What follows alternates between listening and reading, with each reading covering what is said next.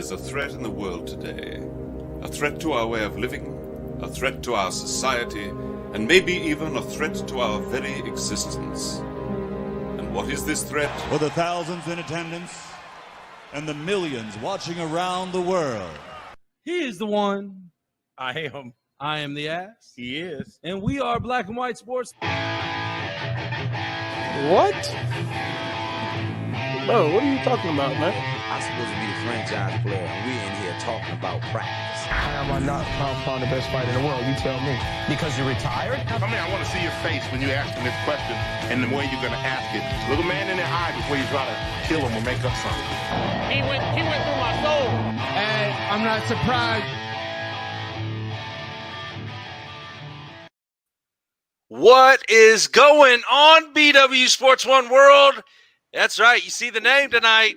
It's the guy formerly known as the ass.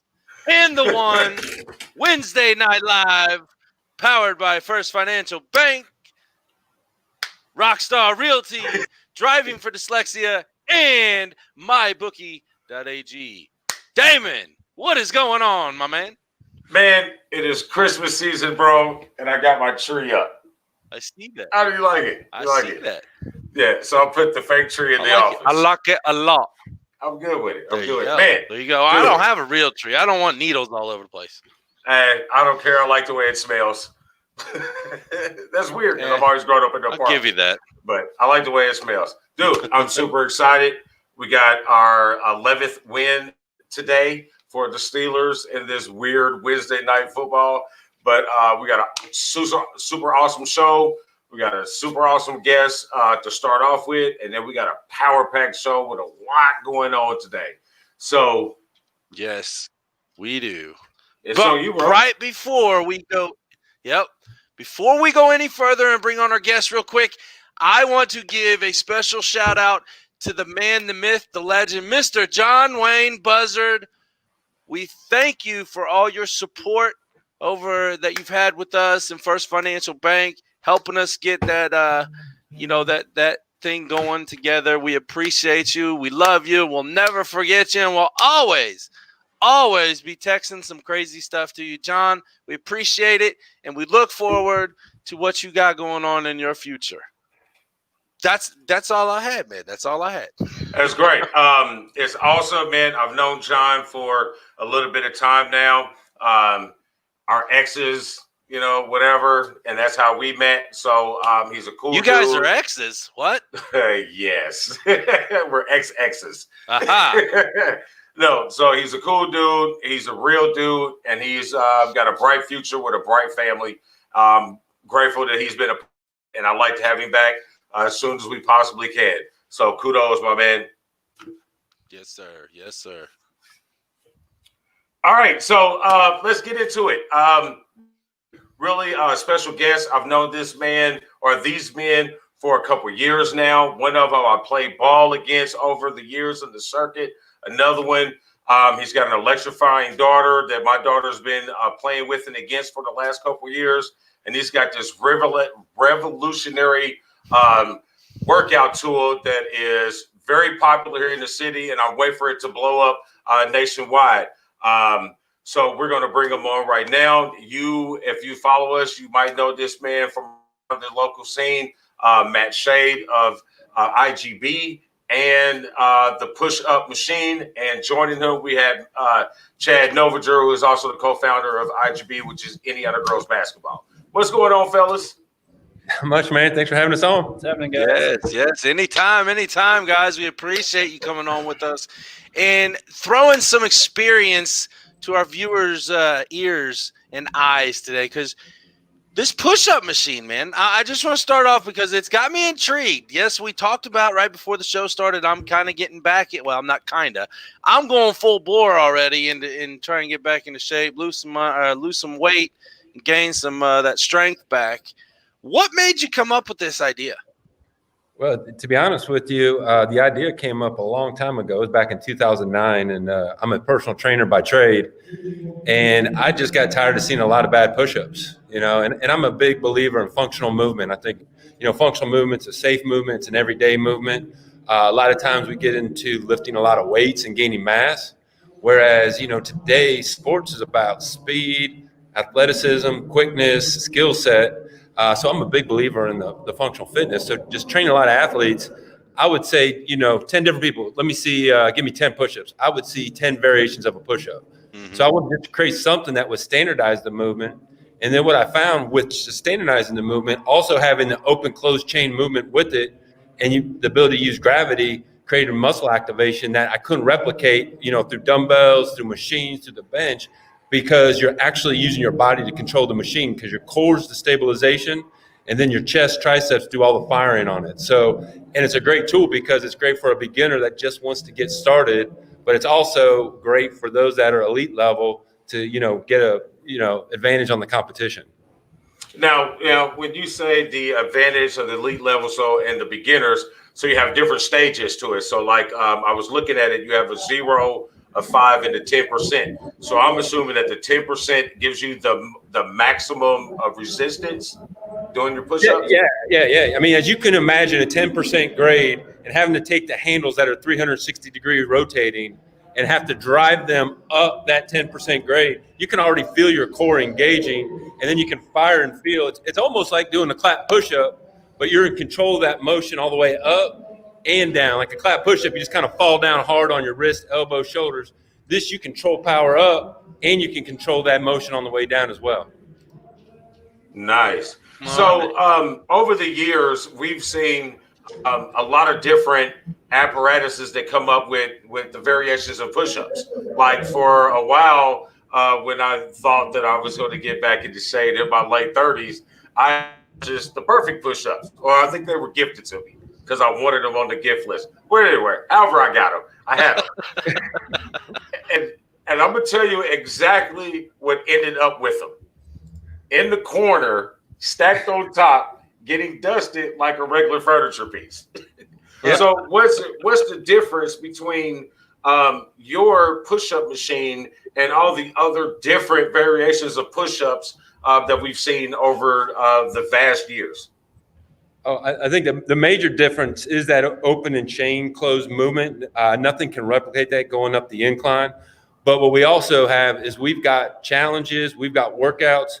Poom Live is getting ready to launch. So basically, it's going to be an accountability group. So guys like us, just what you're doing right here with sports, we're going to create the same energy, that same atmosphere, 6 a.m. in the morning, Monday, Wednesday, Friday, bring us all together, and it's not about, being ultra fit or where you're at. It's just about having that accountability and that support group. So I believe the machine itself, yes, that's your push. You also have to have your pull. So you got to have dumbbells for rows or a pull-up bar for pull-ups. You got to have your leg equipment. So it's not like a one-stop all, but it's a great apparatus to have at your house because it gives you a goal. It gives you something, and we're going to also push you through the workouts and challenges to keep you on it as well. Now, I got a question on us big men. Yeah. What is the weight limit on this machine? I can take that. I use it. I'm about 260, so the best thing. You're little right now, man. You're little compared to us two. I'm working on it. I'm going for 290, but it keeps you in line when you're doing it. It doesn't tear your whole body up. It keeps your shoulders, and I have bad shoulders, so when I'm doing push-ups, I'm always hurting. But when I'm on the push-up machine, it keeps you all lined up so that it's not hard on your shoulders. It's not hard on your back. It really makes you use your chest. And that's huge because if I do something one time and I'm like hurting the next day, I'm way less likely to try it again. So that's why I continue to use it. So in the layman's terms, this is more like an elliptical for your upper body. Yeah, I mean, you could say that. I think the elliptical might be easy because a lot of people. Well, yeah. You know what I'm saying? Like a lot of people say, "Oh, how hard can it be on the push-up machine?" Well, most people that get off that, they say, "Well, that's no push-up." That's a whole nother level. Right. I mean, the first day you use it, you're going to do drop to your knees and do them like a girl push-up on your knees, and it's still killer workout. I can only imagine. I can really attest to that because my daughter, who worked out with your daughter Ashlyn, where you at right now, and watching her play over at Noblesville High School, phenomenal basketball player, by the way. But they've been working out with you guys with the IGB program, who we were chatting about here in a minute. they've been doing this workout with this push-up machine for a minute now in that pain cave. And I've heard the stories from Mackenzie and all the other girls involved. They dislike it. But you saw the results, and I still see the results to this day in her core and in her upper body strength. So I'm good with it. Yeah, IGB was the first youth sports organization on it, and now we've got 5 more youth sports organizations using it as a core exercise because it's convenient. The thing weighs less than 7 pounds. You can transport it. You can take it other places. And again, you can standardize it. Like as a trainer or a coach, you can visually watch somebody and say, okay, instead of giving me 10 push-ups, I know you can do 4 good ones right here. And then somebody that's a little stronger, maybe it's 12 push-ups. So you can give them, and you're getting real data back as a trainer and coach. Awesome. All right, so let's flip gears real quick.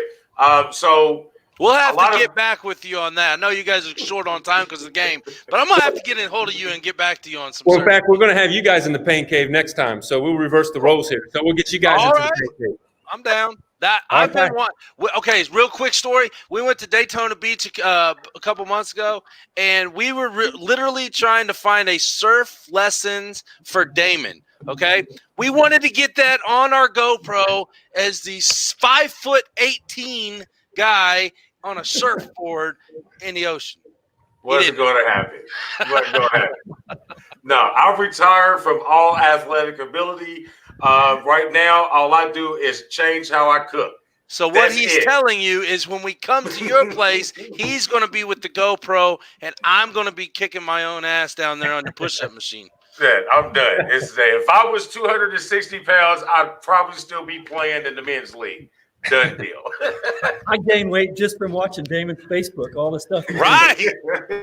Pay attention, folks. The cookbook's coming out shortly. All right. So you guys started this program, which you talked about a little bit ago through the push-up machine. We started this program for youth basketball, specifically for girls. I am a father. He's both have girls. Both play basketball. Obviously, it was something that lacked in most communities, especially here in Indiana, for us to be such a huge basketball state. Our girls' side of the game was lacking a little bit in training and programs and just really overall basketball opportunities. So, and then IGB came along, and it was a hit. You know what I mean? So, tell us what was you guys' mindset behind that when all three of you guys got together and created this program? Well, I think I can talk for all of us on this. You're good. You're good. Sorry. Keep going. So, as Damon, as you hit on it, like life's about opportunities. Without opportunities, how do you expect anybody to do anything? And there were a lot of girls that wanted to play basketball. You just look in their eyes, you knew that they wanted to play. But generally what would happen would be a few girls would play here, a few girls would play over there, a few girls would play over there. And you have 3 really good teams. And next thing you know, you're playing a team and you're getting beat by 70. And who wants to go play again? So we wanted to create a culture that wasn't just about the elite player, but it was also about getting the developmental player into the game. Because as you know, like when you get to 8th grade and if you're just going to play basketball for your first time, you're going to get run off the court. You're never going to go back. You're going to, and you look at other sports organizations, volleyball, soccer, softball, they've all done a really nice job of growing youth sport programs. So we just felt like there was a niche that wasn't being met. And we felt also, to be honest, that, as guys, as dads, the girls were being put on the back burner. They didn't have the opportunities, bad court times, bad, if they're playing in a league, they're playing on a Monday night, and it was just like disrespectful. So we wanted to create a platform that was 100% girls basketball. We don't do anything with the guy side. We just want to do everything to let these girls live their dream, and maybe it's high school, maybe it's college, maybe it's beyond that. But without those opportunities, it's hard to expect anything, and it's hard to grow the sport. So it was just about growing the sport. And then, Chad owned the Hawks, the Indiana Hawks, and Chad did he gave up his organization to come over to help build this as well. So it was like a collective effort of a lot of people to believe and trust and what the vision of this was. And like you said, man, this thing just has taken off. I mean, we've trained over 300 girls this fall and winter in the circle. The circle is our training program. It's skill development, character development.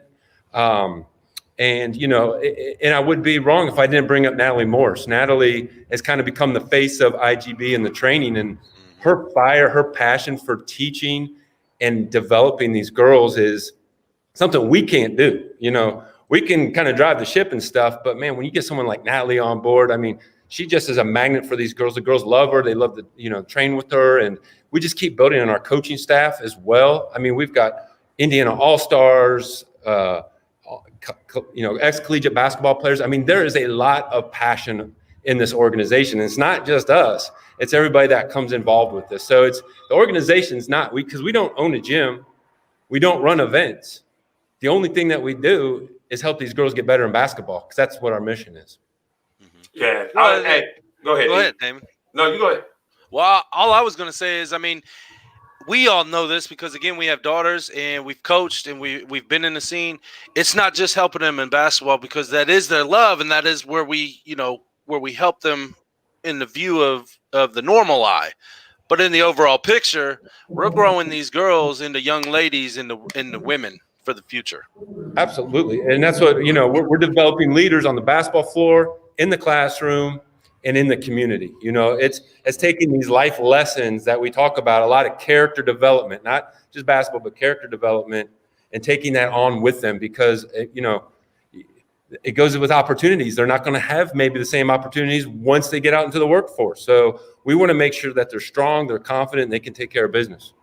Yeah, and I'm completely 100% on with it. I've been involved with it, not, you know, involved with it, but I've been in with it since you guys started. You know, I mean, my daughter was one of the first team members, one of the first girls to be involved with that, along with Olivia Brown, who you guys are playing tonight with your daughter Ashlyn and Sydney out on the south side. There was a lot of girls there, and from that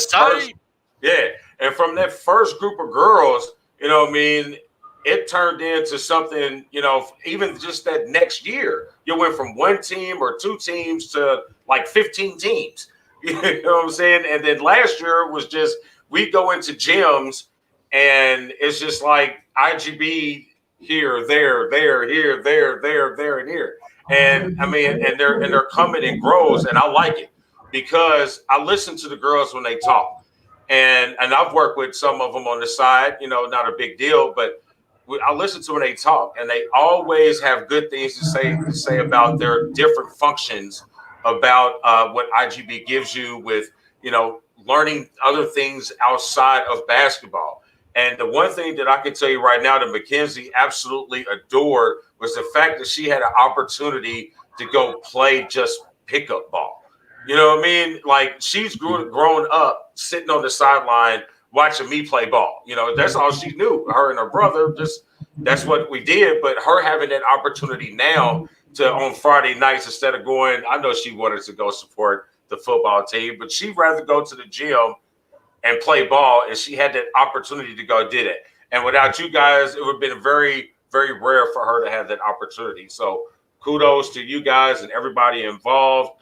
Natalie, I think it's your dad over at Indiana Basketball Academy. Absolutely wonderful thing you guys got going on, and Black and White Sports is all about it. Yeah.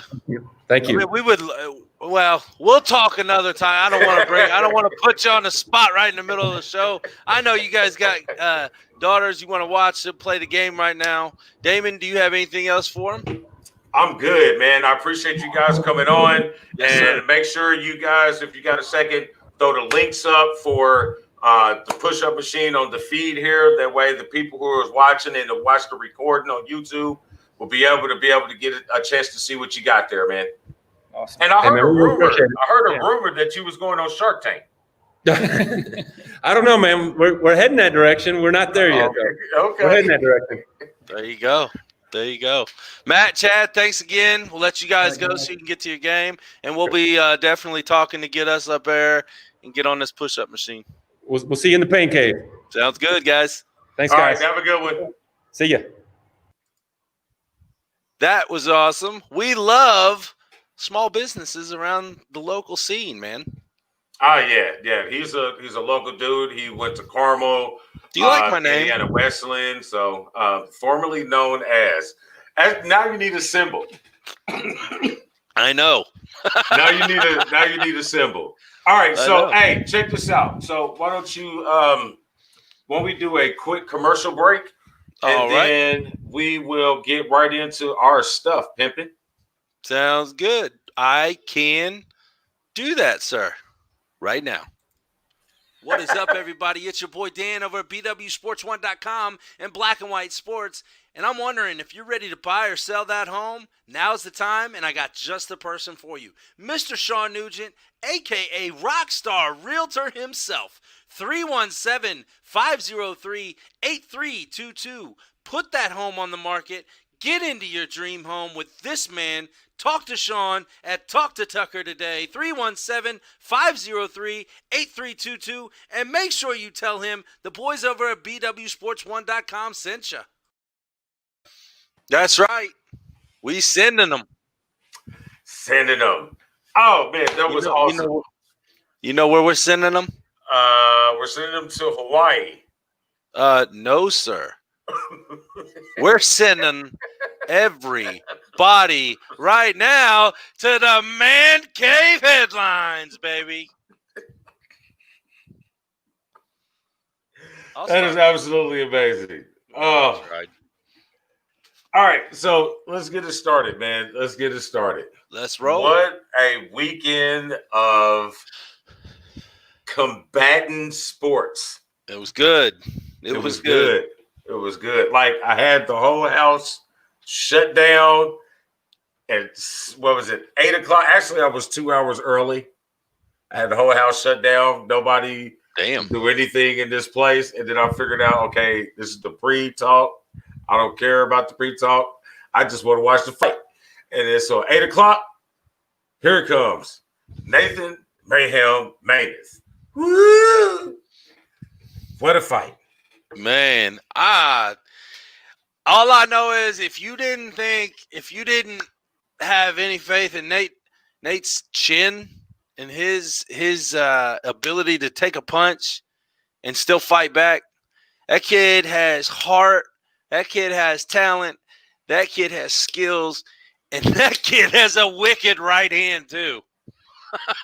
Yeah, man, I was a little worried. Earlier in the fight, I was like, "Ooh, I think the experience of this guy has a little bit." But I'm like, man, he's taking those like like he's eating Skittles. I'm like, come on, yeah. and then the second round, that was absolutely amazing. That right hand nailed that jab right in the middle of his face was absolutely amazing. And then the slick move to slide over and put him in that what was that, the rear naked choke? Yeah, I think that's what he ended up getting, as a rear naked. Yeah, that was nice. It was nice and slitherly. As soon as he knocked him down, and he got his back turned, it was done.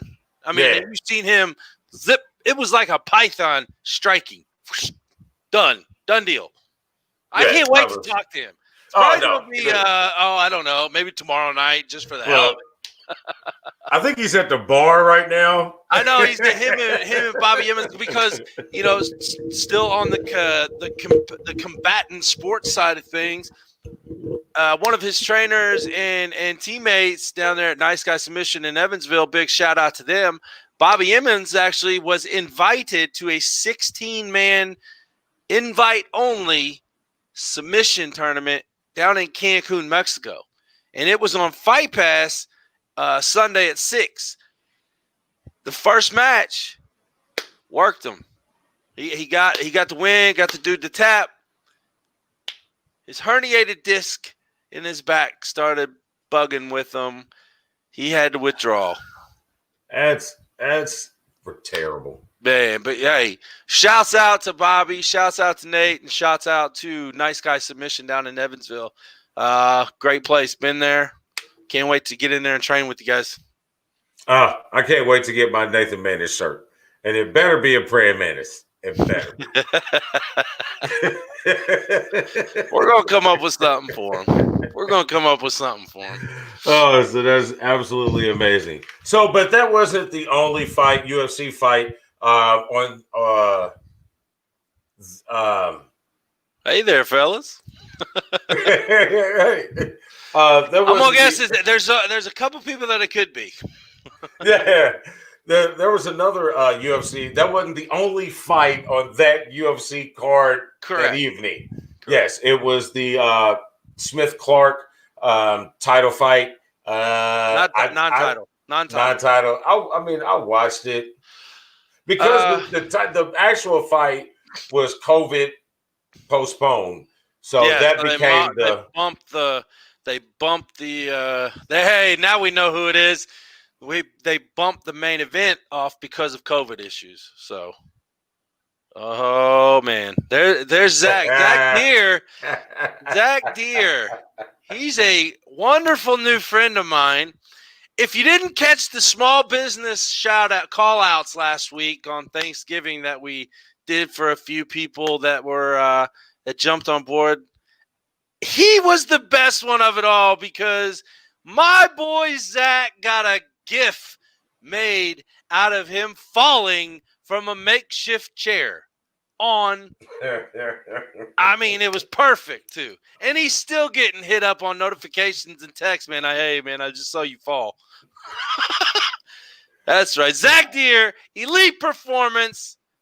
We got some good news coming tomorrow. He's got an open house over there. I'm going to be over at Elite Performance at 7 a.m. All right. Bro, at 7 a.m., I am clicking over to Sports Center, and I just brewed me a nice cup of freshly ground Pete's coffee. All right. Well, as soon as I get home, I'm going to take a shower and start going to work again. Yeah. Hey, Tom, that fight was boring. I paid zero attention to that Clark fight. I think I might have been asleep. Or no, I didn't even watch it. I'm not going to lie. I didn't watch it. I went over to the Tyson fight. There's another one. You know, Raphael and I were talking on Monday Night Show about the fight card in general. If you were don't do that motion again. I don't know what motion he's talking about, but maybe it was him. Maybe it was you. I don't know. The real boxing matches on the undercard, they were damn good matches. Yes, they were. They were. Oh, this one. Oh, they were surprisingly better. I'm going to pump you up. Yeah, the two undercard fights were a lot better than I anticipated. The ambiance was a little different. After Wiz Khalifa's performance, I kind of figured out that this wasn't your regular Vegas sanctioned event. So I wasn't quite sure where all the belts came from and the rankings for the undercard fighters, because I'm pretty sure that was not a Vegas Boxing Commission sanctioned event, as in legal. It'd have to be legal. I mean, it's in Vegas. It's an exhibition. It's an exhibition. It's not considered. It's not going towards rankings. Well, now the undercard fights potentially could have been sanctioned. I've seen highlights. I didn't get to see the whole thing because I was watching the UFC. I've been around the game a little bit, and I've seen a lot of performances at different social events and different communities and states in our great United States of America that allow different extracurricular activities. But never have I seen these happen at the same time on television. Put Mayweather in that ring. He wouldn't have enough room to run. Wiz Khalifa had a interesting device to keep his hand busy while he was taking breaks in between lyrics. and Snoop performed the same vocal enhancing procedure. I mean, it was entertaining.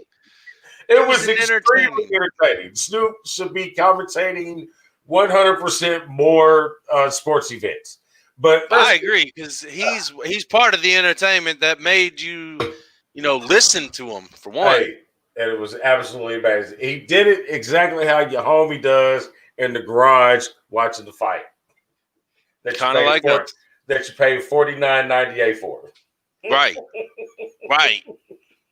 Well, I'd be down with Snoop-a-Loop doing some more co-commentating somewhere. Him and Pat McAfee. I want to see that. That'd be great. Man. But we're not gonna keep beating around the bush and not talk about how Nate Robinson got his ass knocked out talking all that damn shit. You didn't make. Hold on. Watch. What am I? Or no, it's more like. Yeah, we should have had the other screen up to have pictures, but I was doing some other things. I get it. Kudos to the young man. You stuck your neck out there doing something outside your element, but you put yourself in that situation and you talked a lot of shit.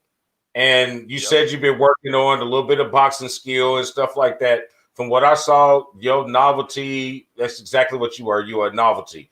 Just like you were in the NBA. You were a novelty. You wasn't really, to me, I'm sorry, you weren't really good of a player.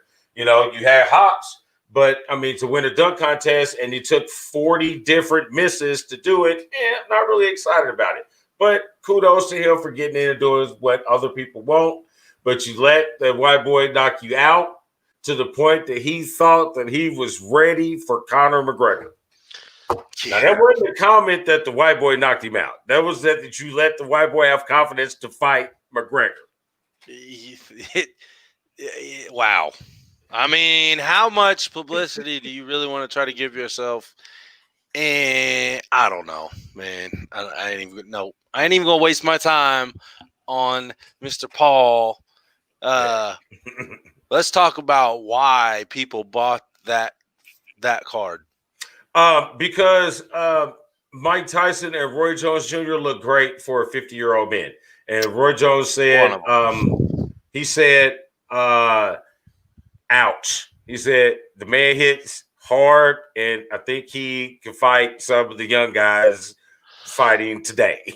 I believe he may have been pissed in a little blood come Sunday because them kidneys took some shots. And if you listen, you hear them, and then you hear the ref go, you want to continue? You want to continue, Roy? You want to go on? He said, I'm good. Yeah. And Mike said, hey, you took a punch, and I respect that. He said, I hit you, and you took it, and yeah.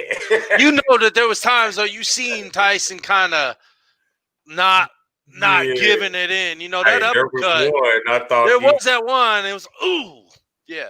That's what I'm saying. He's probably pissing blood Sunday. But, I mean, you've seen Tyson hold back several times when he could have thrown that haymaking uppercut. And it's like, oh, man, how I'd love to see that again. But I know. Let's talk about they look great for 250-year-old men. Yeah, he did. Let's talk about the fact that Mike Tyson may be one of the most turned around athletes, people, actors, public figures in our lifetime. Maybe because people started accepting him for what he was and started trying to make him into something he was not. Well, it is what it is. And live your life, and who gives a shit what nobody else thinks? Yeah, but regardless, like I said, he was, he doesn't want the money. Like you said, I didn't do this for the money. He didn't do it for his money. He's giving it to charity. I mean, the whole thing went to charity. It was great. It was a great cause. He's got a hell of a heart. I like to see this Tyson.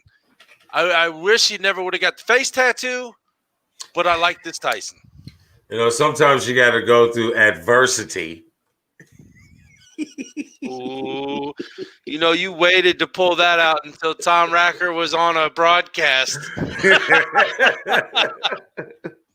No, I'm good. Hey, great show, great event. I wouldn't have paid for it. I didn't. But it was a great show. I liked it very much. It was good. It was good. Oh, and by the way, Roy Jones Jr. doesn't wear draws. You seen them falling out around there a couple times, huh? No, that's what he said when they came to fight or draw. He said, I don't do draws. I don't wear drawers. I don't do draws. It was like, okay. I got you. All right. So then he changed it real quick, but go on. F1, man, has been like in the news lately for an outrageous crash and a lot of disapproval after the crash. Yeah, man. I didn't watch it live. Our boys at Checkers and Wreckers covered this on Sunday because it happened right before the show came on. Mm-hmm. But as soon as they texted us, I was like, man, I got to see this then. And I seen the replay. I'm like, holy shit. Oh, boy, is lucky that they changed over to that halo safety protection, because if that halo wasn't there, he would not be here. And he's lucky regardless because of the fire. And the car literally split into two. And you see him in his wrists. I don't know if they burnt or broke, one of the two or something. But you see him jump over that guardrail, and you kind of see his hand, his wrist. I don't know if it was snapped or something. But I know afterwards I seen him in a sling like this in the hospital bed. So obviously it's either burnt or Yeah, I think he had burns on his feet and his hands. Tom showed us one picture of his left boot. Yeah. That was pretty much melted and still on his foot. Yeah. As you can see from his other. But I think the controversy comes with, something that you don't see much in other sports is like one of the reasons why people tune in to racing that's not really race fans is for the crashes. You know what I mean? Like, that's just exciting to me because I'm not really excited about, going left 172 times in 2.5 hours. Well, F1's not going left. But right, F1 is not like that. F1 is a little different. But what people are drawn to from an audience and a spectator as aspect of it is the crash, the fiery crash. Man, how they walk away from it. And then so with racing, they show these crashes over and over and over and over again.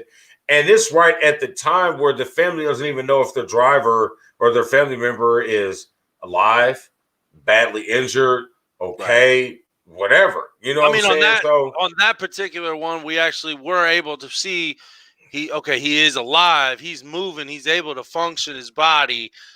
But we didn't know the extent of the burns or if there's any breaks or anything like that. But we knew he was out of the car. He was walking. He was up on his feet, and he's coherent. So, yeah, that part, yeah, that's good to see. And I think, like the guys over at Checkers Records were saying, I think I agree with, I think they should use the videos and the footage for safety what's the word I'm like safety progress and growth within the sport, and particularly that course. Yeah, I mean, I was going on more. Ball State has made this game a little bit closer. They're now down 5 to the Michigan Wolverines. I mean, I was looking more on the fact that, like, if you look in the NBA or if you look in the NFL, where you see these gruesome injuries, you know what I mean? You'll get that shot one time. Yeah. Maybe one replay. And from there on out, blurred. Don't see it or talk about it. Maybe a still picture, but you'll never see that video again unless you go on YouTube or Twitter or somewhere like that to find it. But with the racing, man, you're going to see that crash everywhere. Yeah. Every time. Well, when it was here, when the car went over the guardrail and split everywhere into pieces over and over and over again. But then when Gordon Hayward or Paul George, breaks their bone and is sticking out of the thing, and Joe Theismann, whatever, one time. Right. No, I so agree. I do feel the pain. I do think that, you shouldn't, continue to show these things over and over again. I think there's ways that they can, get the point across of how horrific the crash was without, continuing the glorification of the crash. Oh, I agree. I agree with you wholeheartedly on that. Yep. Are you there? Yeah, I was just, looking at the favorable, terrible foul call that Franz Wagner just got. The match 3 won by Phil, and a new and improved golf swing by the Hall of Fame great Charles Barkley. But you think Steph could actually play in the PGA Tour, huh? I think he's got a better shot of playing in the Tour over Mr. Romo than the people think. Romo had those opportunities, when he first retired to, have a couple tournaments will give him qualifying points for a PGA event. I think if Steph put a little bit more focus in the golf game instead of it just being a really good hobby, you know what I mean? I think he has a really opportunity to be a pro golfer. Now, I didn't say he'd be a good one or a one that, but he could be on the tour. You know what I'm saying? Yeah, he might be on the leaderboard maybe 3-4 times a year. You know what I'm saying? Okay. Breaking news. Sorry, breaking news. What's breaking? Sources are saying the Rockets agreed to trade Westbrook. Where, to the Knicks? To Washington for John Wall and a first-round pick. Oh, great and bad for Bradley Beal. Right? He gets rid of one and gets the other. Great and bad for Bradley Beal, and great and bad for James Harden. Yeah. Well, he's probably on his way out too. So, and nobody want that contract, as much as he wants to go. True. He might be stuck now. He's stuck. He is stuck. How many more years does he have on that contract? I don't know. Not enough. With 2, I think. Yeah. Okay. You know what I mean? So, and from the comments but this is, not breaking. No, it's just breaking news. I brought it out. My bad. But we weren't going to talk a whole bunch about that today. Anyway, I mean, there was a couple of things, but yeah, from the comments, Kevin Durant. That just popped in. Hey, that's great, though. And that's boom. That's exactly what we want to do. Breaking news. You know what I mean? Right. We want to break the news. Break it. Break the internet either. One of the two. With the one and the guy formerly known as the ass. All right. So, but anyway, back to the match. Yep. I said that I thought Phil and Barkley would win because Phil was the only professional in the event, and I thought that his overwhelming professionalism and major wins and major victories would be able to carry old Sir Charles against Peyton and Steph. But it was Charles. Sure you said that? But and Charles, yeah, I did. Are you sure you said that? I'm pretty sure I said, because Phil. I might have to go to the archives. Yeah, let's go to the archives. When it was brought up and we threw it out there, I may be wrong, but I beg to differ. I think you said Steph and Peyton. I think Steph and Peyton had a opportunity, but I definitely said picked them. Okay, no, I definitely said Phil because Phil was the professional. He had the better shot. He was going to carry Chuck. But apparently Chuck carried his own weight. Phil was able to do something. Phil was able to do something that nobody else has been able to do. All the people that Barkley has played with over the years, they have never been able to get that hip hitch out of his swing. And somehow Lefty pulled it off, and Chuck, handled his own and allowed Lefty to, take over. And that he did, sir. Yeah. That he did. I think Steph was more worried about his buddy Clay than he was about that match. Yeah. Hey, What happens on Thanksgiving weekend here in Indiana? Every Thanksgiving weekend. State, man. The high school football championship, baby. You loved that I put this on here, didn't you? I did. I appreciate it. Because Ron Colley needed some good news, bro. It's been bad over there. Yeah, you know, this is the last time I will be able to really give my alma mater a shout out the way I know it. Congratulations to the Ron Colley Rebel football team. Number 10. Welcome to the club, boys. That's the last time. He is going to now deliver his Al Bundy speech, folks. Nope. I'm just saying welcome to the club. Welcome in. So, hey, yeah, congratulations to all of our Indiana State high school football champions this past weekend. There's only really 2 games that were really good, honestly. One on each game. One on each game. It looks like it from the scores. Yeah. You had Covenant Christian, the 1A, which is the lowest class. Those are schools that got like 4 people in the senior class. Yeah. No, Covenant Christians be South Adams, who I've never heard of in my whole entire life of lifedom. They beat them by 1, 41-40. And then in the Class 2A, Western Boone beat Fort Wayne Bishop Lures by 1. They used to be a pretty good powerhouse.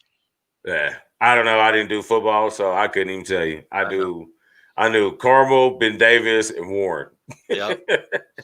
And then 3A, you got the champs sitting up there. I mean, Chittard over Danville. I don't know if anybody would have thought Danville was going to win that game. 42-14. Your Ron Colley Rebels over Hobart, 49-7. That wasn't even a game. Hobart's out of up by ain't that where Sean Kemp's from? Close, I believe, because it's up by Maryville. Mm-hmm. Yes. Cathedral in the 5A over Zionsville, 46-28. Zionsville's been, obviously Cathedral's always been around the 5A title game. Zionsville's been pushing towards it. They finally got there. They didn't pull it off. And then 6A, Center Grove Trojans over Westfield, 38-14. I believe Mr. Football this year is coming from Center Grove. Center Grove is a new powerhouse. You know, I mean, they've kind of newer. I mean, they've kind of taken over where Ben Davis is kind of slacked off in the last couple of years. You know, you tend to see these 3 schools, Center Grove, Carmel, and Warren, play big roles when I was around. It was Ben Davis and Penn. Right. You know what I mean? Penn was Washington. Penn and there was another one from up north I can't think of. It was really big. It's like Penn's rival up there. I can't remember who it is. But yeah, it was a good football weekend. It seems like it was a Catholic school weekend. You have 4 of the 5, 4 of the 6. Yeah, I don't know. Or private Catholic schools. Yeah, I was going to say, I don't know. Covenant Christian is actually Catholic, but private school, yeah. I don't know any Christian Catholic schools that aren't, Christian private schools that aren't Catholic. Christian doesn't mean you're Catholic, bud. Just saying. Isn't Catholic under Christianity? I guess that's a whole nother. Do they believe in Christ? Do they believe in Christ? Yeah. So that would make them Christians. Yes. Okay. Then Catholics got their own mindset. We're not going to get into that. We obviously understand that ultimately. We ain't going to get into that. But the end result is it was 4 private Christian schools to win. Well, you got what? 4. Yeah, 4 winners in the Central Indiana region. Within Indianapolis, you got Center Grove, Cathedral, Ron Colley, Chittard. But then you got other Christians right there on right down the street from Ben Davis. Oh, it is. Okay. Now, yep. All right. So 5 out of the 6 were right here in the Indianapolis area that won it, and then you got Westfield, Zionsville, Danville, who aren't very far away either. Just outside suburbs. Yep. So Central Indiana is where the football's at, folks. Move to Central Indiana, but not by me. There's more than corn in Central Indiana. That is amazing, bro. That is amazing. So what do we do now? What do we do now, Brain? We've already done discussion. Same thing we do every day. we already had our bro discussion. We did earlier. So we're going to give a little shout out to Driving for Dyslexia. Check them out.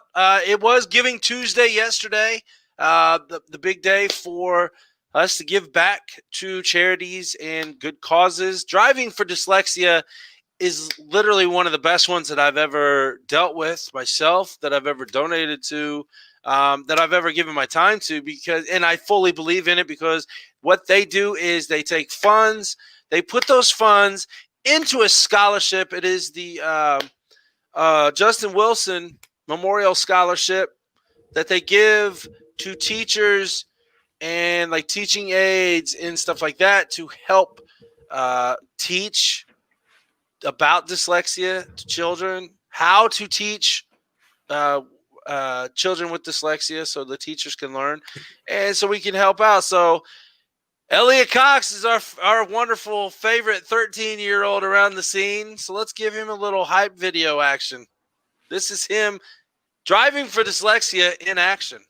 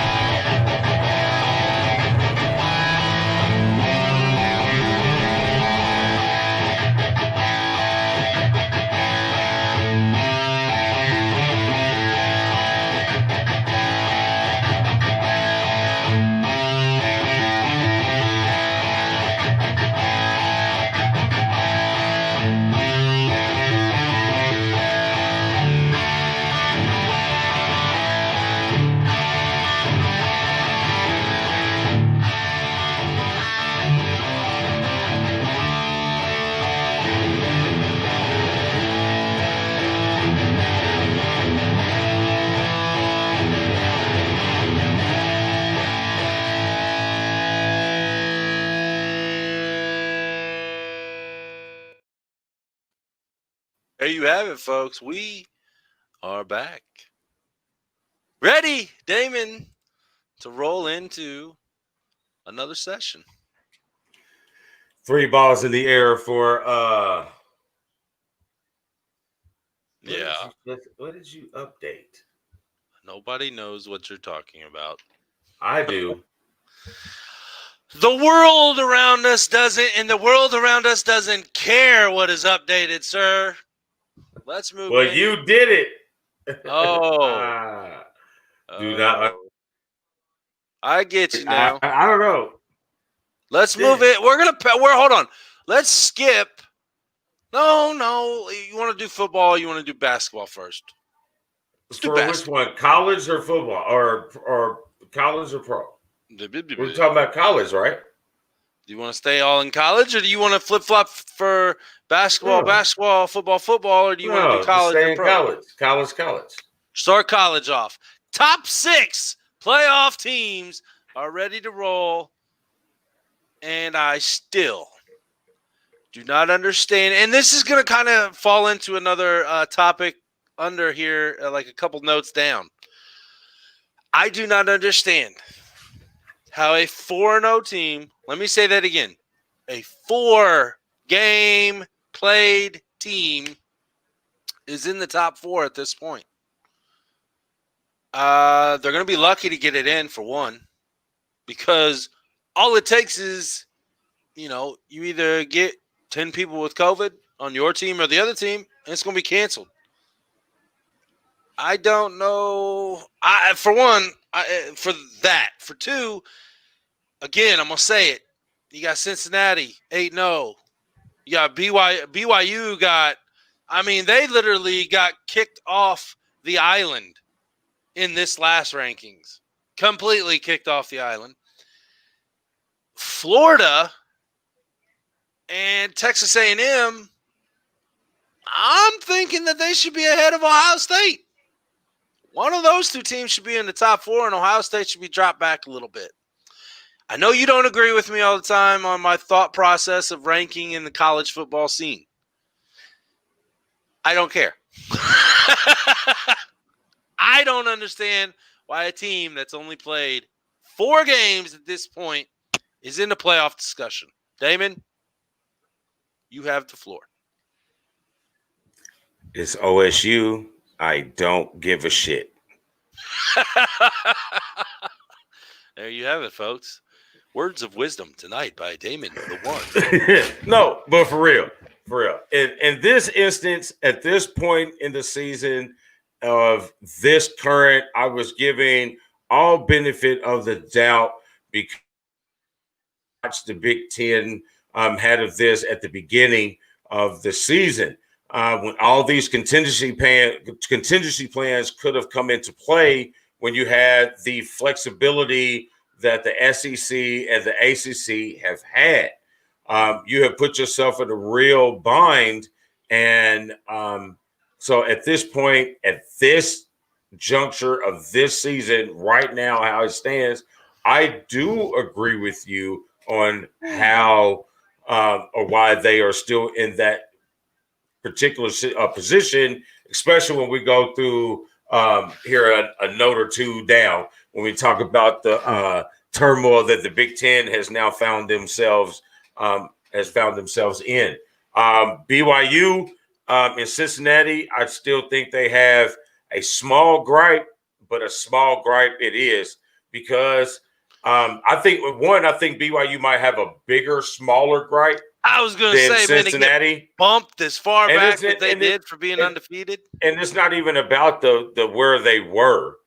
It's about how they can really have gotten screwed because as I've done my research over the last couple of weeks, BYU was scheduled to play the toughest schedule in all of FBS football this season. So they would have had their opportunity. Possibly seen what talent and what kind of people they have, or might not have. Correct. You know what I mean? So one way or the other, we were going to see it. Yeah, one way or the other, we were going to see what BYU was about.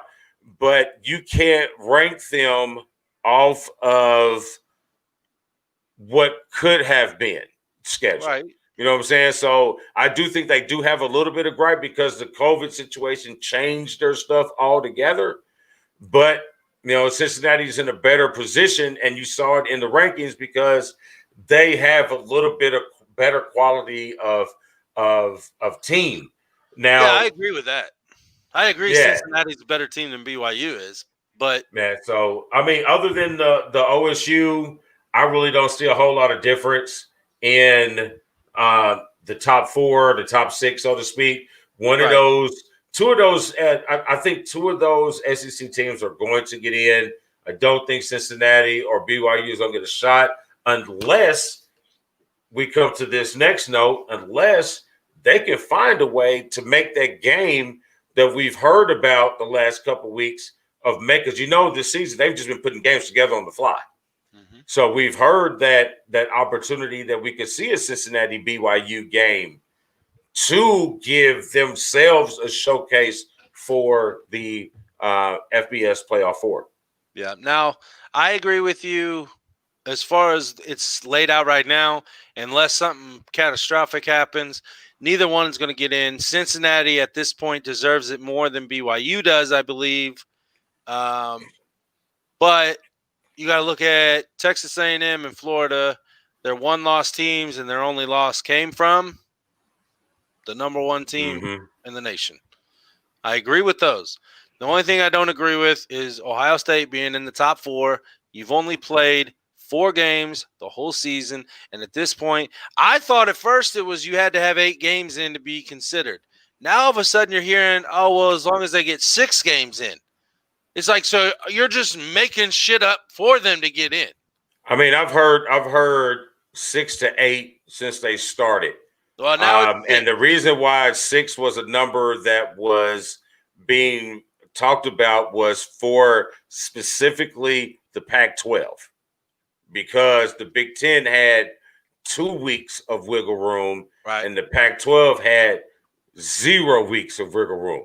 So that's where the 6 games came into play. But it's hard pressed to think that OSU will get a fair shot if they don't play enough games, because what do you mean a fair shot? I mean, a fair shot is in a chance to play for the national championship. How is it a fair shot if they get all? And I'm saying that if this is the scenario, if COVID starts breaking out in their facility, in their locker room, their team, and whatever, it already has. Their coach is not playing. It's not coaching this weekend. Okay. So no, what I'm saying, I think you're missing my point. Obviously. I mean, yeah, no. What I'm saying is they get it.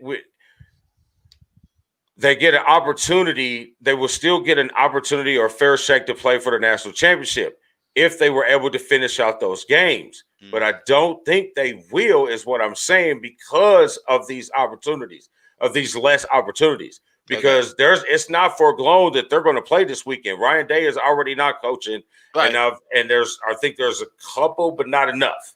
You know what I'm saying? So that's the next game, and then next week they end the season with a terrible Michigan team. So you have nothing on your resume. Where's that at? That puts it's in the shoe. Okay. It's in the big toilet bowl. It does look kind of like a toilet bowl. It looks exactly like a toilet bowl. With the seat up. But, again, that brings into, I guess we'll skip this Big Ten talk up since we're talking about it right now. And that brings us into the scenario that the Big Ten that falls himself in over the weekend with IU's quarterback going down with an ACL tear, Penix. And very then unfortunate. And then because the kid was likable. He had very, very watchable as well. Yep. And then you have Northwestern taking that L to Michigan State, which, in my opinion, even though they still have a game cushion and will probably be in the Big Ten championship game still, I think that pretty much knocks them out of the conversation. Of the playoff conversation? Of the playoff, because you're not going to put a one-loss Big Ten team over a one-loss SEC team. It's never happened before, and it's not going to happen this year. Yeah, I mean, I'm biased. I'm more of a Big Ten fan than I am an SEC fan, but I mean, obviously, I am too. But right, I understand what the we pattern are of not football changing their thoughts and who they want in the playoffs. Yeah, so Wisconsin, even if they were to stumble backwards into the Big Ten championship game and win that game, I don't think they played enough games to even be eligible. Nope. Well, I mean, they've missed 3 games already. Yep. So and then Michigan's not even playing this weekend because they and Maryland have COVID. The COVID.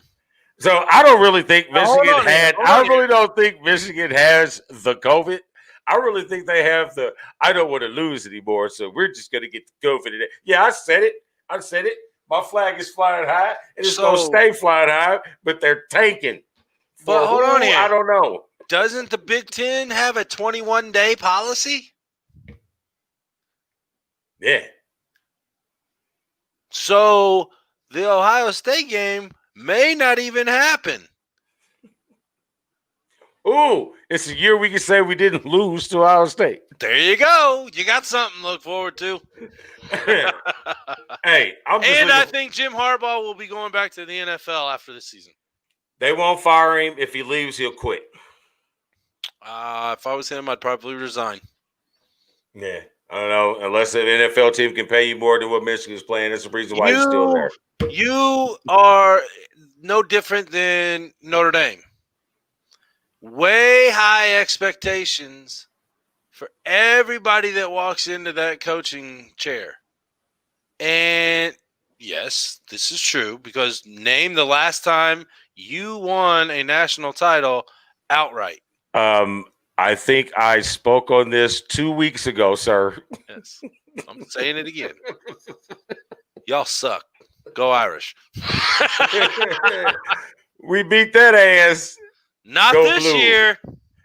You got to wait 12 more years to redeem that ass whooping that you took. Dude, you Ass better whooping. just worry Ass about whooping. what, you just Ass better worry whooping. about what happened. You brought it up. You brought it up. Yeah, Ass and whooping. next. Ass whooping. All right, so good and bad news for the Vanderbilt Commodore football team. We reported that young Sarah Fuller would be kicking for the Vanderbilt, which would be the first female to play in a football game in a Power 5 conference in FBS, but the third to play in a football game in the entire FBS. So kudos to her. I was peeping in and out. I didn't think that she was going to get an opportunity because they suck. I actually watched the kickoff after halftime. And that's what got her. Yep. Her, and I saw the actual play live when it happened. Yeah. So here, hold on. Let me tell you a betting story that I had over the weekend. I picked Notre Dame. I picked Nebraska, and we're talking about spreads here, okay? Mm-hmm. I hit those two.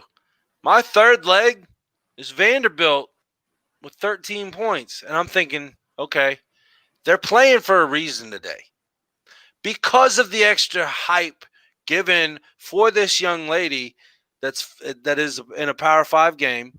I figured the guys would step up and do something. They did absolutely shit and gave her no opportunity to even kick a field goal. I mean, from what I understand of Vanderbilt football 0-8, they wouldn't have gave the regular non-COVID kicker a chance to kick the football either. So that was it. That was your shot. You was either going to be at the beginning of the game or the beginning of the second half of the game. But the past couple weeks, I mean, they play. I've been kind of watching, and it's like, man, okay, they're in the games. I'm thinking they could stay within 13 with Mizzou. Nope. You're watching Vanderbilt games, honestly. Now, I watch a lot of bullshit games. No, I do. You're watching Vandy. Dude, I bet. But you're watching Vandy. I bet Okay. with this. I bet with this, right. Damon. Right. Not with this.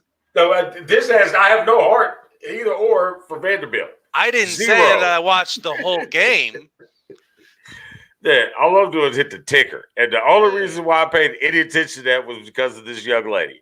And if it wasn't for that young lady, I would not give two rats' asses about Vanderbilt football. Apparently, if I didn't have that and money on it, I wouldn't have cared. And apparently their athletic department didn't have two rats' ass about Vanderbilt football either, because after the game, they fired the coach. Yeah. Yeah. Hey. Yeah. Oh, whatever. Bittersweet moment. Yeah, very. Next. Syracuse sucks. Loses a game because of a spike. Did you see that? Oh, fourth down. What is it called? The Leroy Jethro slap? Gibbs head slap. Jesus, Mary, and Joseph. What are you doing? That was just dumb. That was the biggest come on man of the week. I say this to all point guards that I've ever coached, never played with, or ever been around. And I say it to all position players. I say it to my daughter all the time. You got to know time, score, and situation. Got to know time, score, situation. And this is your quarterback. Time score situation. This is your leader. This is quarterback. This is your flowing hairdo. Time score situation. Ready for Ball State to come back. Oh, John Wayne's here. Oh, it's not going to happen, buddy. John, you missed your shout out, brother. Yeah, You'll have to play the replay when this is over. Yeah, Very beginning of the show for you. He was rubbing bellies. Oh, feeling the kicks, huh? Feeling the kicks. Yeah. All right. Dumbass Syracuse. Well, there you go. Not the kid. I can't. I mean, he's a kid. I can't call him a dumbass, so I just say dumbass Syracuse. that was just stupid. Yeah. But was that even better than dumbass? Stupid, dumbass, idiot, fucktard. I'm not going to give him any. I mean, that was kind of like, you kind of thought. You remember when Tom Brady did this? Fourth. What? I think that was more of a show. Told you he was rubbing bellies. See. But yeah, I mean, this kid was totally clueless. So. Yes, sir. So, all right, let's get into a couple changes in the AP Top 10 for the men's basketball. A couple big changes. Kansas has lost 2 games now, and they were preseason in the top 10. They lost to Kentucky and number 1 Gonzaga. Wait a minute. Hold on. I thought Kansas won last night. Yes, I meant Kentucky lost 2 games. I apologize. I was going to say, I was like, man, hold on here. I was watching that game. And I picked Kansas, and I picked Michigan State last night.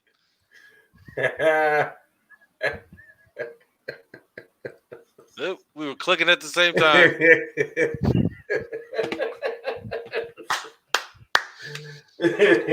I'm not going to rub your belly. That is great. Yeah, so obviously, from what I've seen, did you see that? What? You remember the time, John? Yeah, you remember the time when Prince was just the artist formerly known as Prince until he came up with something? Yeah, we need kind of in that limbo period. We need a symbol. No, so top 10 looks pretty good. Illinois looks strong. I like that the Big Ten has 4 teams in the top 10. Illinois is real good. That's a nice sleepy team for the national title. I think they're going to win the Big Ten. Iowa is going to be quite the opposition for anybody in the Big Ten. But Illinois, I think, is probably one of the more well-rounded teams, front court, back court, and bench in the whole entire country. So I like to look for Illinois to be as good as that D. Brown and Darren Williams team. I would agree with you. They're tough. They're sleeping, or a lot of people sleeping on them, and I could definitely see them going really far into the tournament. Yeah. So college basketball this week, we have dual weeks. We have Feast Week, which is normally played last week, the week of Thanksgiving, where you got all the Maui Gym tournaments and the shootouts and the Alaska, the Atlantis down there. Well, because it used to be the Alaska shootout. Yeah, it did. Yeah, so but now you got the land down in Atlantis in the Bahamas. So all those tournaments, there's some still playing, but they're all kind of hodgepodge right now. So they're now being played this week. So we got Feast Week and we got Jimmy V Week to starting off tonight with some really good key matchups. So, but other than that, you know what I mean, college basketball is kicking off to a nice start. You know what I mean? So been some great matchups. We do got number 1 and number 2 this weekend, though. Number 1, Baylor, number 2, 1 Gonzaga, number 2, Baylor. I haven't seen Baylor play yet, but I have seen Gonzaga. Gonzaga's the real deal. It might be Marquette's best team that he's had. This team is loaded. I will say that since the beginning of the season, you know how I think about Gonzaga, and I'm not saying that they're not good and this, that, and the other, but I have kind of been watching them. It's like you're scoring over 100 points on teams, man, and you got some, easily. Yeah, you got some ballers. You balling. that's us. Good news, IU and Purdue fans. What are you doing, Dan? What? What are you editing? Oh, it's farther down. Don't worry about it. But it's giving me notifications and it's killing me. Oh. and then I don't see the changes, so it's killing me. I got you. No, so yes. Who are we talking about? I don't know. Oh, IU Purdue fans. Yes. Don't worry. You guys are going to have decent teams. I'm more I think the upside is higher this season for Purdue than IU, but I do like the direction that IU is going. And Dale Davis' son is the truth. He just needs to learn how to shoot. Gotcha. But Purdue looks really good. Another 7-footer for Purdue. Matt Painter has been pulling them in this new fast-paced offense. He's been able to keep a 7-footer of good skill and good talent. I like this young kid. He's got good feet, and he's strong, and he moves like he's strong. IU isn't that bad, Shawn. The Canadian Yao Ming. That's what I thought. I thought he looked like an old Canadian. A 7'4" Canadian Yao Ming. Well, we could tell Mr. Rockstar Realtor is not an IU fan, I guess. Oh, no. He's neither. He doesn't like either school. I don't think I've heard him say any good things about either school ever. Maybe the Kelly School of Business. He's a Notre Dame fan. Oh, that might get him riled up. I'm waiting. All right, so let's hit our last commercial. Oh, Jimmy V week as well. Jimmy Valvano, Stuart Scott. This is a week where if you give money to cancer foundations, do your thing. We've all been affected by somebody in our life who's troubled by this terrible affliction. So this is time to reflect, give if you can. There you go. Real adversity. Yes. That's all I need to say. That is the life altering there was situation. nothing else after it. That's real adversity. So Matt Painter's roughest challenge is how to apply chapstick 7,000 times while wearing a mask. Good point, Mr. Buzzard. That's great. That's great. All right, now it's commercial time. Oh, and John we must get be into our what own, we really want to talk about. Shawn Nugent must be our BW Sports One's own Dan Dockich type. I speak the truth. Oh, Dan, that's his buddy. You know what I mean? They powwow. Hey, man, powwow together. Let's all powwow. No, we're on the powwow. I think he's on the ban list. I think Dan banned him. I got you. All Let's right. give another shout out to another small business right here in Speedway.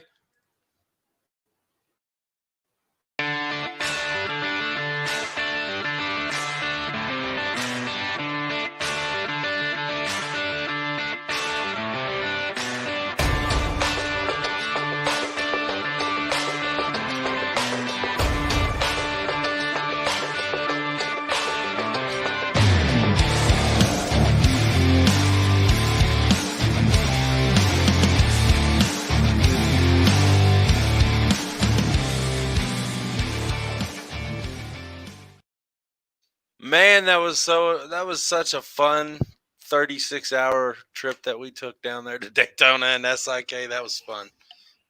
Yes. We had a ball. There was Hey, no John, strippers just and let you glitter. know that we're No strippers and what? glitter. Yeah, There was no strippers and glitter. Nope, not at all. John, just let you know, we got a meeting tomorrow with your favorite First Financial banker over there. Our favorite, now that you left. So, Yeah. All right. So, hey, bro, I'm looking at the clock. So let's get to this and let's get this football. Get through this and let's get to talking. So we get to what's tonight? Wednesday? Ain't shit going on. All right. So NBA news. You killing me, man. You remember I told you I got to get up for training tomorrow, right? All right. So let's run through this real quick. All right, real quick. NBA news. Season starts in 3 weeks. Training camp started yesterday. Greek Freak, AD, Giannis Antetokounmpo, Anthony Davis still have not signed their new deals for their teams. Everybody's trying to figure out what's going on with those two. Obviously, they're both going to sign. They're just looking for AD is looking for numbers and years, or looking for years. Giannis looking for numbers. No, Giannis is looking for help. He's going to look at, he's going to get a max deal. You know what I mean? Yeah. So he's looking for help. What are you going to do? He wants to win, and he wants to win there. He don't want to go anywhere else. So he's trying to wait and see if they do anything? Yeah, I think that's exactly what he's doing. And I think AD is, trying to figure out. Well, I think we'll see something for him in the next couple of days since LeBron signed a 2-year, $85 million extension. So look for that to take place. Woohoo! I think Shawn is talking about the strippers and glitter thing. Hey, I have yet to see a midget stripper, and I cannot wait. Man, he has no clue. Shawn has no clue, does he, Damon? No, he has no idea about this infatuation with the shorter side of life. Oh, boy. Anybody out there, Shawn, anybody on there, tell me, how do you spell Warriors? Because I go through these notes, and I'm trying to read every week, and I'm like, what in the hell is he typing here? Is that what we're doing right now? Is that what we're going to do right now? Christmas Day basketball, baby. Schedule came out, Damon. That looks like some pretty good matchups, honestly. Oh, I just hit the wrong button. I forgot to add to the A and the O. I mean, my fingers was working fast. When I did that, I did that last night after the loss of Carmel basketball. So I had a couple glasses. Okay. So the thumb was slipping. Yeah, there was a lot of I gotcha. Pelicans and Heat started at noon. Warriors and Bucks at 2:30. Nets, Celtics. That could be interesting at 5. Mavs and the Lakers go at it at 8. And the Clippers and the Nuggets cap off the Christmas Day games at 10:30. They got some decent matchups. If they were going to get rid of one real quick, I would say buy Clippers and Nuggets out of that one, out of those 5 games. That's one of the games that I'm intrigued about. The game that I don't particularly care about is the Mavericks Lakers. No. LeBron's not playing. He already said he wasn't playing. Oh, well, there goes. I got you. You know what I mean? So, it's Christmas Day. He might. But that one I'm not so much intrigued about. And really, the Warriors Bucks, I really don't care about that one either. And I like to see Steph play again, but I want to see Steph and Clay. Don't care about Steph and Draymond. Not excited. Pelicans Heat. Awesome. Yes. Pelicans Heat. I'm all about that game. That's all about that game. I want to see that one.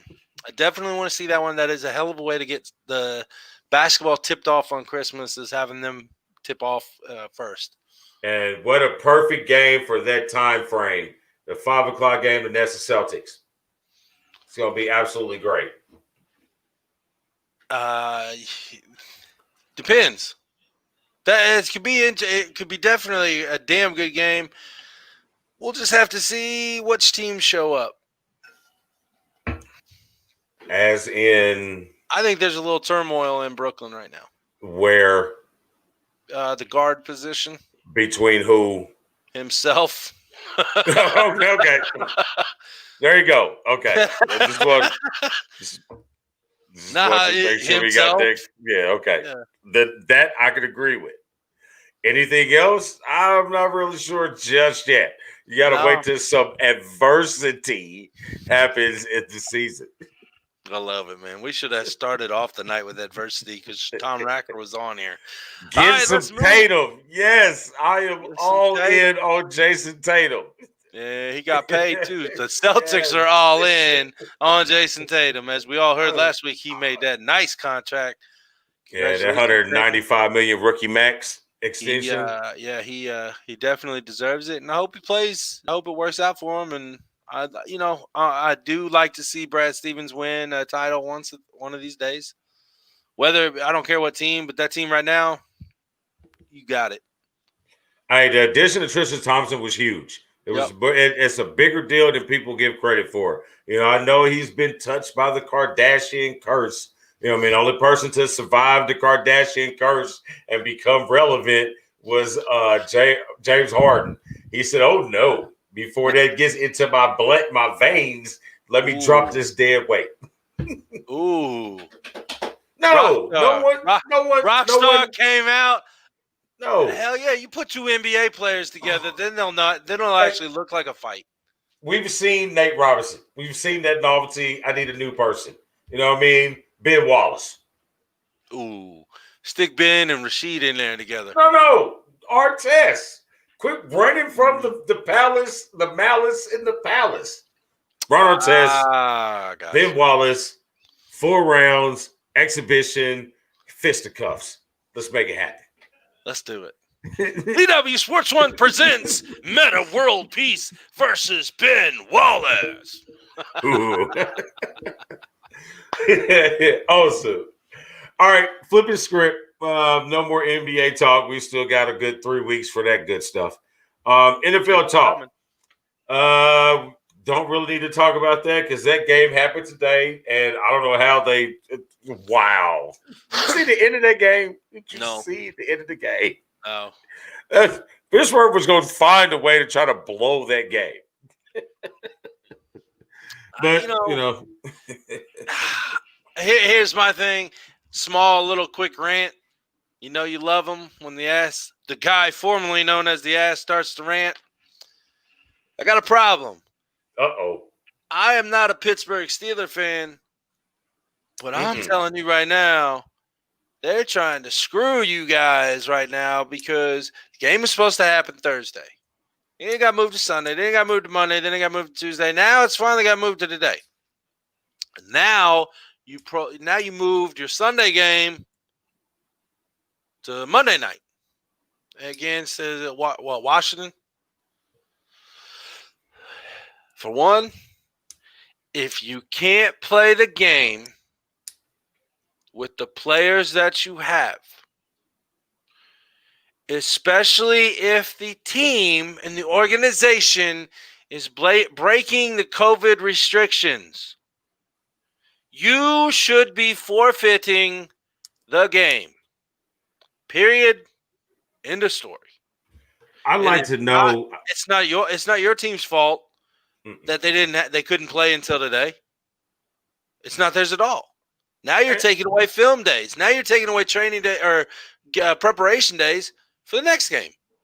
Now, granted, it is Washington, but hell, they may be the best fucking team in the NFC East. We've already discussed it that the battle for the NFC East is between Washington and the Giants, not the Eagles and the Cowboys.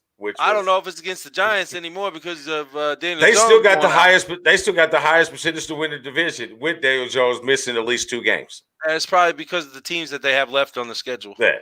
I mean, look, Washington plays Pittsburgh. Yeah. When I'm not too much worried about the movement of it because I think the movement actually kind of benefited an older Ben Roethlisberger. You know what I mean? Gives him a little more time to rest, a little more time. I mean, he threw the ball 55 times a day. Shit, his arm is tired. But I don't think the day preparations is really too much affected because you still have that rest day tomorrow. Like you said, after the end of the game, hey, I'm going to start watching film tonight. You got the rest day tomorrow, and you still got Thursday, Friday, Sunday. You know what I mean? Do they have a rest day tomorrow? I don't know. I'm asking. Do they have an actual rest day, or is it just going to be film day?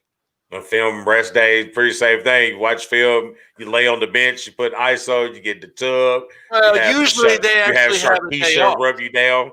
Yeah.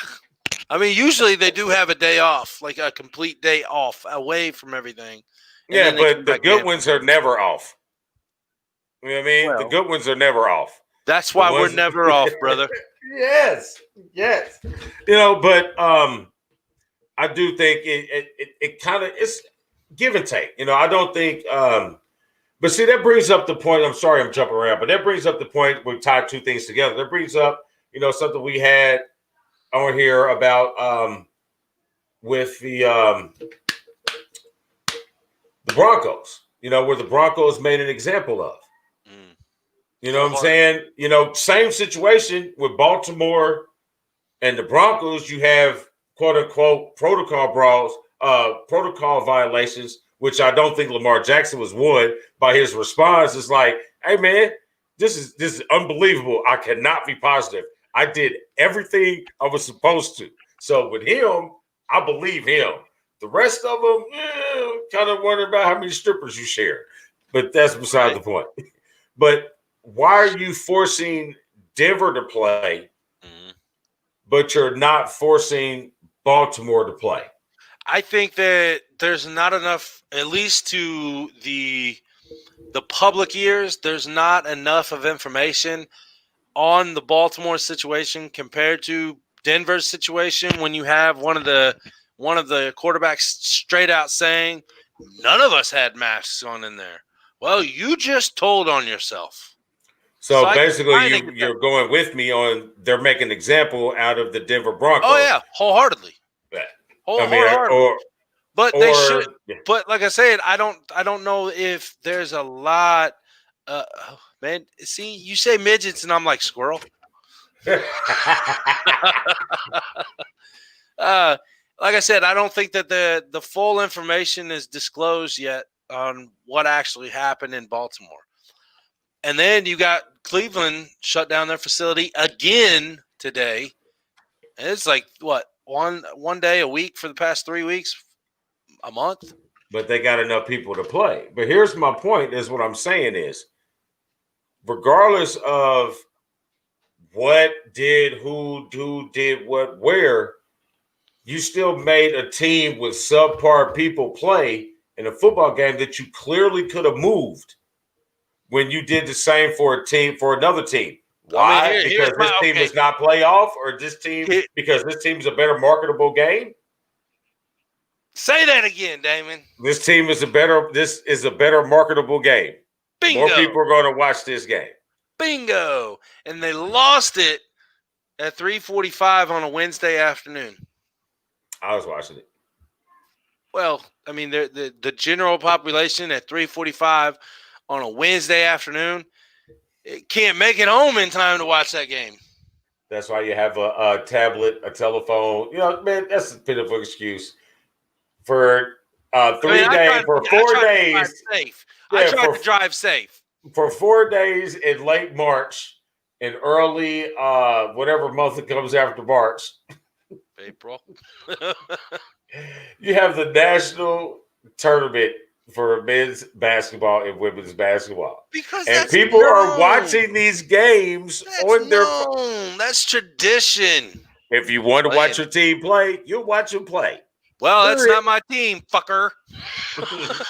And I watched them. I know you did. All right, so next, moving up. Let's see if anything else is irrelevant. Very bad loss, Colts. Very bad loss. Very bad loss. And we will talk about that here shortly.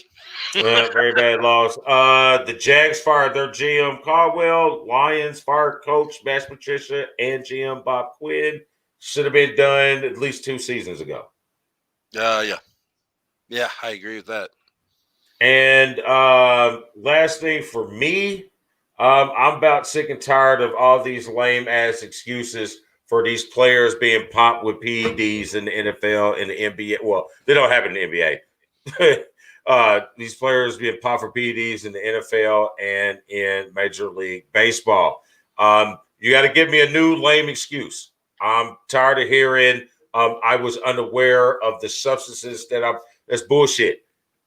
You know what I mean? It's bullshit. Know what you put in your body. Tom knows what he put in his body. Ben knows what he put in his body. You know what I mean? Know what Just you put in your because body. you have a nutritionist or whatever doesn't mean you don't need to understand what you are putting in your own body. Period. Don't expect him to do the research for you. You go to your NFL doctors, your team doctors, and say, "Hey, can I take this?" So, you not doing that lets me know that you're looking for a competitive edge through a supplement. I don't care what it is because you didn't follow the rules. I'm tired of the same old excuse. Period. I agree. They pulled Robert Mathis over for female fertility drugs. Excuse. Yes. But his was viable because his wife was pregnant. And they've been trying for a long time. So his had a little truth to it. Yeah. Maybe. But he still got his punishment and he still took it and he did whatever. You know what I mean? But I'm just really on this. Oh, I did this Barry Bonds excuse. Oh, I didn't know what he was using. Whatever. You're $1 million athlete. You're not just going to let somebody just, whatever. You're going to give him a shot right in his ass cheek and make his head blow up. You seen that happen. Next. Next. All right. So what do we do during the week other than us? That sounded terrible. Yeah, I don't know where you're going with that. I do know where you're going with that. But maybe the world didn't, Damon. Maybe the world didn't. No. Tell us about our lovely BW Sports One family of shows through the week. The BWSports1.com lineup for the week. You have Bet Your Ass with Rafael Esparza starting off your Mondays at 7:30 Eastern Standard Time. Starting off your week, right? Sorry. Then you have our brothers over at Dynasty Bros Fantasy Football with the Redraft Show exclusively BW Sports One. That's at 7 o'clock on Tuesdays. Wednesday night is right here with your boys. Super Kicking It with Steven comes at you Saturdays at 12:30. Anything on the Squared Circle Talk. And you end the week with your biscuits and gravy at 11 o'clock in the morning on Sunday with our brothers over there at Checkers and Wreckers who drive fast, shift hard, and keeping that rubber on the road or slinging that dirt. And as always, you can catch Tom Racker, a.k.a. Tommy Boy, from Checkers and Wreckers over there at CWTV, broadcasting your favorite iRacing events, leagues, and everything else. Go to BWSports1.com, reach out to us, let us know where we can help you. Hey, Stefan, just kidding. Steven, this dude, super kicking it. I love it. His little post today, this video, the post about the chicks. I have not watched that yet because I was driving a lot today, so I haven't had a lot of time. I was actually out of the house today. No, I posted that, but I was more on the chick one where he put up the grid with the $575. Yeah. Now, I haven't put my list up yet, but it was a great one. But I had to get some background information. I didn't know if we was going off skill. I didn't know if we was going off looks. I didn't know if we was going off a combination of the two. You know what I'm saying? Because you know what I mean? Because I don't know why China wasn't on that list. I kind of wondered that too, and it definitely wasn't on the looks then. Yeah, it definitely wasn't on the looks, but why was China not on that list? But Trish, number one. Trish and Lita is at the top. I don't really particularly care about anybody else. If China's not on that list, that'd be my three. But Flair's daughter. I'm good with Flair's daughter. Yeah. I mean, Charlotte Flair should have been on there. And she was on it. No, she was. She was on the bottom corner, right? Mm-hmm. I think so, yep. I think I put Lita, Trish. Mm-hmm. Mm-hmm. I want to say, I put, Bailey and Alexa Bliss, and I said keep the change because I still had like $25 left over. Okay. Yeah, I don't know about that. I just went with them, and I don't care about anybody. You just fill it. I will say real quick before we get into our picks of the week, I will say the WWE is doing a really good thing right now with Alexa Bliss and Bray Wyatt with the Fiend and Randy Orton. They're getting ready to do something, and it's looking pretty good. So, Are you reading? I was reading her comment about, she had to defend her Colts player. Yes, she did. All right. Damon, it's that time of the week. It's Wednesday Night Live's Picks of the Week. I had to do the Shawn impression. Oh, okay. Yes. Spotlight games, folks. There you go. Spotlight Games of the Week. All right. So surprises, sir. Surprises, players, teams from last week. As I spit everywhere. The Pew Pew girl's ready. I was like, no, not yet. We're almost done. All right. So let's knock it out. Let's knock it out for the Pew Pew girl. And so you can get your rest because you're going to need it. You get your ass folded tomorrow. Oh, man. That's early. That's early. I mean, I'm up by then, but just doing all that early, man. Whew. Anyway. Like I told Matt. That doesn't deal for the one. Yeah. I will spot you all day, but I'm not doing nothing. All right. Surprises this week, Damon. Player and team. Who you got? My team is the 49ers. Because they surprised me. I mean, wow. With all the injuries that y'all continue to have, you beat a really good football team. No matter however you beat them. So good job. My player has absolutely nothing to do with the NFL. My player is Jared Patterson, running back from the Buffalo University Bulls. This dude, man, where's my notes? 6. Where's my notes? I got it right here somewhere. 8 touchdowns, something like that. 6 touchdowns. So no, he had 8. 8 touchdowns. So last week he had 36 carries for 409 yards and 8 touchdowns, which tied an FBS record for most touchdowns by a single person in a game. And here's the kicker. I could be wrong. This was the only points that their whole offense scored was him? Yeah, it was all him. Is that where you were going? No. Okay, good. My bad. But this is not even the best part of it. So in 2 weeks total time, he's had 710 yards and 12 touchdowns in 2 weeks. That's pretty damn good. That's my surprise player. I'll give you that one. I'll definitely give you that one. I'm gonna stay on the ground game, and he's not really surprising, but man, he just makes it look damn good. I mean, he is beast mode 2.0. Marshawn Lynch is out, and Derrick Henry is now the beast of the NFL. 3 touchdowns against the Colts defense that shouldn't have been, been able to do, but we all know that they did have somebody missing, but I don't care. Derrick Henry is a beast. That dude will run you over. And, my team, Falcons, man. The Falcons. I'm going to say something good about the Falcons. Started the season off thinking that they were going to be somewhat decent. We all know where that's led. And every time I do anything with money on them, for or against, they royally turn me over and spank me every time.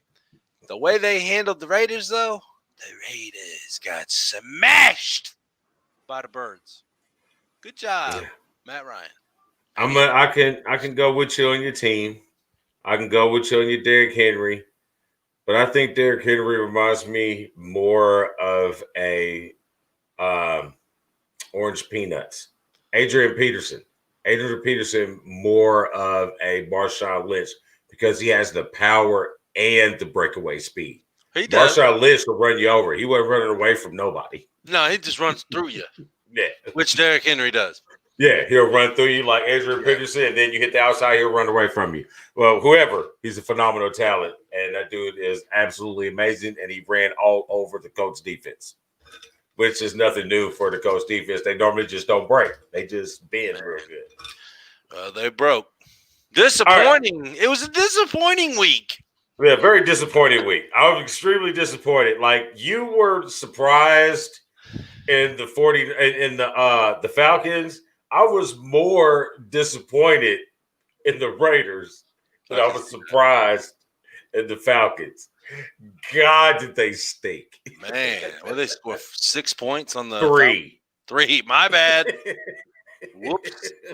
I mean, you got to do something more than that, obviously. And that's it. It's any team, man. You got to score. You got to score double digits, at least. Double digits. At least 10 points, man. Score a touchdown. Yes, that is true. The Niners will be playing their next 2 games in Arizona due to the Santa Clara contact sport ban. Mm-hmm.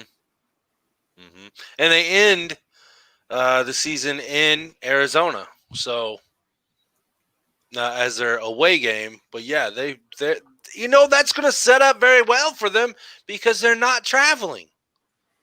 Who's not traveling? I mean, they're there. You know what I'm saying? Oh, yes. They don't have to travel, go back and forth there and here. You're there. I mean, you're like in your own bubble for 3 weeks. Do it. Yeah, pretty much. So I could see it definitely helping their chances of making the playoffs in a wild card spot. We'll have to see. Who was your disappointing team? My team? Home team. Colts. Yeah, that was a bad one. You guys look like dog shit. You guys look like you quit. You guys had no drive whatsoever to win that game. You went down quick, and you could not dig yourself out of the hole you got yourself in. Plain and simple. I understand the homers will say something about the line. Well, I could say something about my Eagles line. Hell, we haven't had starters in for a year, for weeks now. But you know what? I'm not making that excuse. We suck. That's why I didn't want to put Hurts in to get himself hurt. They put him in for one play. Anyway, and that was stupid. But don't play. If you can't protect that guy, what makes you think they're going to protect that guy? That's a whole nother story, though. I didn't even put them on my disappointments because I was flickering back and forth between the Colts and the Raiders. But the wife, sticking up for her team, she said, well, at least the Colts lost to a contending team. That's and true. The Raiders lost to some bush. Okay, you won. So the Raiders won. That's that one. All right. So who was your disappointing player? You went with the whole Broncos quarterback squad. Oh, we talked about it earlier. You told on yourself for one. You're not following protocol 2. You guys literally signed a coach's son that knew the playbook to play the game. From the cool. Practice squad referee. Receiver. Yeah, that's cool. I get the story there, but no, you guys, no, that's stupid. Oh, this Gonzaga West Virginia game is outstanding. Thanks for reminding me. John Buzzard, I have clicked over. The end of it is crazy great. But my disappointing player, not a player, it's coach. Matt Nagy, Chicago Bears. You're a disappointing player, and I'm going to tell you why. When your coach has to say this on the Zoom press conference, if you have to urge your team to wake up and have some pride, then it's already too late. Yep. Such a disappointment, and it sucks for Khalil Mack and some of them other good, excellent players over there in Chicago that you have to go through this. Terrible management, terrible coaching staff, terrible quarterback play, a waste of great talent. I hope he gets the opportunity to get the hell out of there. Better do it quick. Yeah. Yep, better do it quick. That's the difference at the pro that the NFL guys don't have the NBA guys have. That's true. They can demand the goddamn trade. The pros, we don't care. NFL, we don't care. Trade talk all you want to. You're not going anywhere. That's true. So real quick, go through last week's picks. The best game, we both had the Titans and Colts. Didn't turn out that way. Best game for one side. Worst games, I had the Giants and the Bengals. You had Washington and Cowboys. For the Cowboys, it was a terrible game. It was a decent game until all of a sudden Andy Dalton decided to hand the ball to the defender and walk in the end zone. And then 2 plays later, did it again. Right? The Indians get back on Thanksgiving. Yeah, they did. I said it. He did. Most intriguing game, Bears at Packers is what you had. Chiefs at Bucks is what I had. That turned out to be a decent game. It did. And listen, all the people who's hailing Chiefs as the greatest offensive juggernaut since the greatest show on turf, let's pay attention to this game right here. Tampa Bay spotted them 21 points. Yep. They scored 3 points in the second half. Mm-hmm. Let's go, Pittsburgh. We play D, baby. Anyway, we play moving defense, to our baby. spotlight We play defense, baby. games of the week. This week, best game. The one has best game. I have if Browns it's even and Titans. Played. Yeah, I got Browns and Titans. Yeah, I think that game is going to be really, really good. As long as they can play it. Yeah, as long as they can play it. So, man. Yep. I'm telling you right now, Patriots and Chargers, that's going to be a juggernaut of game. Yeah, I mean, I really like what the Chargers put on the field. Mm-hmm. Justin Herbert is electrifying. He makes all the throws. He makes all the reads. The Patriots, I don't know. I mean, some games they show up, some games they don't. I'm not sure if this is going to be one of them games they show up because they showed up on the last one. Hadn't been 2 in a row. But Cam toned it down this week. Cam looked, I think the ensemble with the boots and the poncho was really clean, nice, clean lines, good color meshed together. He's feeling it. He's feeling it this week, D. It was a good one. You know what I mean? The wife said, okay, I can deal with that one. So, all right. I like the Patriots to win this game. Chargers are going to win. But it's going to be a good game. Moving to the flip side of the coin, go from the best to the worst. Eagles and Packers. Enough said. I have nothing to say. I mean, I don't see how it's even going to be a game. I got Lions, Bears. Oh, my. I was waiting. Where's the Tigers? I mean, the way this game looks, you might need a third participant to keep it interesting. That's what refs are for. Oh, the refs can't keep it interesting. Put that old black crew back in there. Yeah, I said that too. I think refs all suck nowadays anyway. Come get me. Yeah. Come at Most me, bro. intriguing game of the week. We do agree on this game. Rams and Cardinals, yes. Yep, that's going to be a division rival matchup.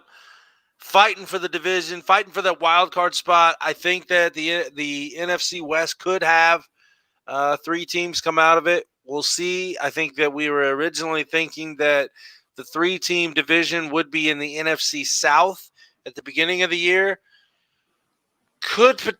No, it's not happening. So the NFC West, hell, they could have all 4 teams in if they really wanted to because they're pretty decent division. With the way the wild card set up, you have opportunity. Yep.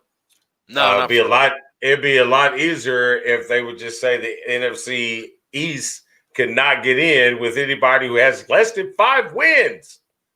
Well, that puts everybody out right now.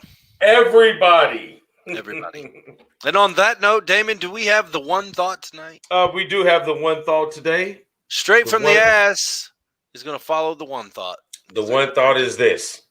I commented on Mayhem's post earlier with the bar. It was a long drive to go to Kentucky to have a drink with him on the success of his second victory in the UFC. I said I would toast him on the show tonight. Here's to you. Great victory, my good man. Can't wait to talk to you in the next fight. Yes, sir. Yes, sir. We're going to be watching, be on the lookout for that next interview with our main man, Mayhem Manus, coming up very, very shortly, possibly tomorrow night. We'll see.